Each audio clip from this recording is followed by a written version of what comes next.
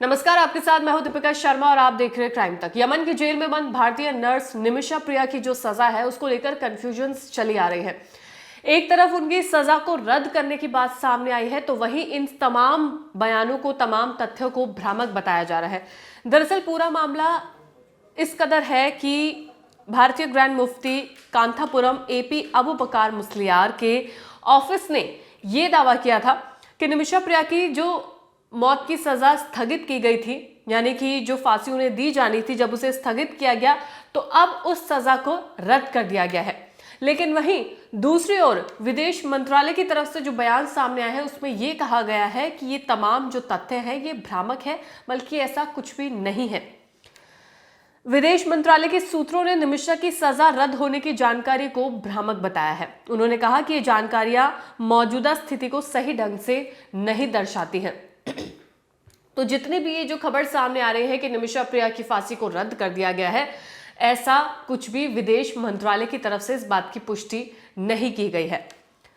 निमिषा प्रिया Yemen में एक हत्या के मामले में मौत की सजा का सामना कर रहे हैं। जून 2018 में एक यमनी नागरिक की हत्या के मामले में उन्हें दोषी ठहराया गया था।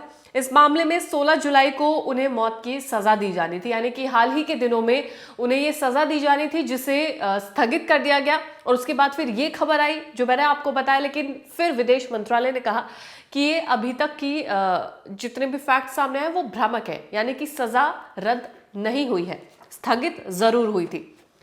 इससे पहले ही 15 जुलाई को निमिषा की सजा स्थायी रूप से टाल दी गई थी। भारतीय ग्रैंड मुफ्ती अबू बकर मुस्लियार और यमन के शेख हबीब उमर बिन हाफिज ने 15 जुलाई को इस मामले पर बातचीत की थी। इसमें यमन के सुप्रीम कोर्ट के एक जज और मृतक का भाई भी शामिल था, यानी कि महदी का भाई जिसकी हत्या हुई थी उसका भाई भी इस चर्चा में शामिल था। 15 जुलाई को, यानी कि 16 जुलाई को सजा दी जानी, 15 जुलाई को फिर ये सजा स्थगित की गई थी।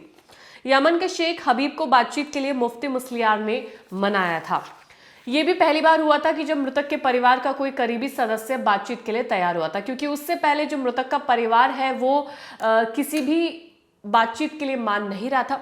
शरिया कानून के तहत ब्लड मनी के तौर पर यह परिवार मान सकता था या बातचीत करके भी निमिषा को माफ कर सकता था, लेकिन इस परिवार ने बातचीत करने से इनकार कर दिया था। मृतक के परिवार को दोषी को बिना किसी शर्त के या फिर ब्लड मनी के बदले माफ करने का कानूनी अधिकार होता है शरिया कानून के तहत। यमन के नागरिक तलाल अब्दो मेहदी की हत्या के मामले में भारतीय नर्स जो निमिषा प्रिया फंसी थी उनको माफ करने से मेहदी के परिवार ने इनकार कर दिया था। रिपोर्ट्स के मुताबिक मेहदी के भाई अब्देल फतेह मेहदी ने सोशल मीडिया पर साफ कहा था कि वो अपने भाई की मौत का बदला लेना चाहता है, वो किसी भी तरह से निमिषा को माफ नहीं करना चाहता। ये तमाम जो रिपोर्ट सामने आई है उनके आधार पर हम आपको बता रहे हैं। मेहदी ने कहा यानी कि जो उसका भाई है उसने कहा कि न्याय की जीत होगी, वो कोई भी समझौता नहीं चाहते हैं, भले ही सजा में देरी हो लेकिन बदला लेकर रहेंगे, चाहे कोई भी कितना दबाव डाले या मिन्नतें करे, हम क्षमा नहीं करेंगे और ब्लड मनी भी नहीं लेंगे। ब्लड मनी वो पैसा होता है, वो मुआवजा होता है जो परिवार वालों को दिया जाता है, जिसके बदले में परिवार चाहे तो उस परिवार को माफ कर सकता है, उस शख्स को माफ कर सकता है जिसकी वजह से उनके परिवार ने किसी शख्स को खोया है। भारतीय नर्स निमिषा 2017 से जेल में कैद है। उन पर यमन के नागरिक तलाल अब्दो मेहदी को ड्रग का ओवरडोज देकर हत्या करने का आरोप है। दरअसल ये पूरा मामला जो है वो ये है कि जब निमिषा यमन जाती है नौकरी करने के लिए तो वहां पर उसे क्लिनिक खोलना होता है। क्लिनिक के लिए उसे पार्टनर चाहिए होता है। वहां पर पार्टनर मेहदी के रूप में सामने आता है और उसके बाद ये दोनों लोग क्लिनिक खोलते हैं। लेकिन उस बीच जो मेहदी ने हरकत की थी वो ये की थी कि निमिषा का पासपोर्ट उसने अपने पास रख लिया था और उसके बाद वो निमिषा को अपने देश भारत नहीं जाने देता था और उसने उसकी शादी की पिक्चर्स के साथ भी छेड़छाड़ की, जिससे उसने यमन में पुलिस के सामने ये बताया कि वो निमिषा का पति है। और फिर उसके बाद वहां की पुलिस ने खुद निमिषा को गिरफ्तार भी किया था।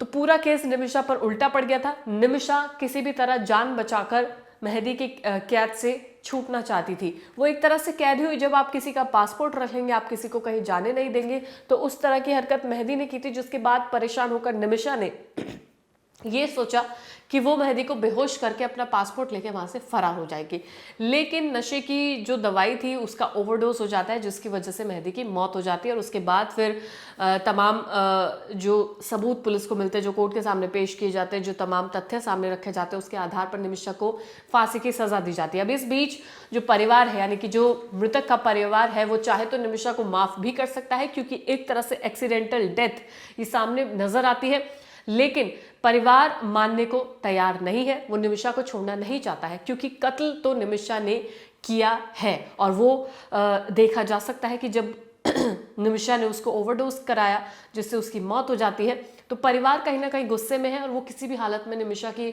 सजा को माफ नहीं करना चाहता है। वैसे में आगे क्या होगा, क्या निमिषा को माफी मिलेगी, क्या उसकी सजा रद्द की जाएगी? हालांकि जो तथ्य सामने आ रहे थे कि उसकी सजा को रद्द कर दिया गया है, तो विदेश मंत्रालय की तरफ से दावा किया गया है कि ऐसा कुछ भी नहीं है। जो तमाम तथ्य है वो भ्रामक है, यानी कि निमिषा की फांसी रद्द नहीं हुई है, टाली जरूर गई है, लेकिन वो पूरी तरह से रद्द नहीं हुई है।